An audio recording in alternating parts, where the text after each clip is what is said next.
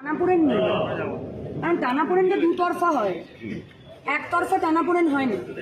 আমরা বলছি, বিধানসভা বলছে আমাদের ইন্টিমেশন দেওয়া হোক, ইন্টিমেশন দেওয়া হচ্ছে, আমাদের বলা হচ্ছে রাজভবনে এসে আপনারা শপথ বাক্য পাঠ করুন, সেইখানে অব্দি ঠিক আছে, কিন্তু কে শপথ বাক্য পাঠ করাবেন সেটা তুমি বলা হচ্ছে।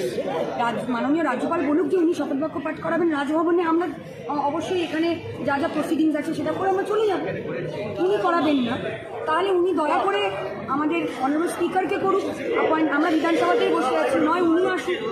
কিছু তো টানাপোড়েন নেই কোনো, আমরা টানাপোড়েন করি না আমাদের রাজ্যে, আমাদের মানে টানাপোড়েন থেকে আমাদের কিছু হয় না, কারণ আমাদের নিয়মের মধ্যে থেকেই আমরা করি এবং সেটাই চাই, আমরা কনস্টিটিউশনে ঊর্ধ্বে না, ভগবান না আমরা, তো সেক্ষেত্রে হতে চাইও না।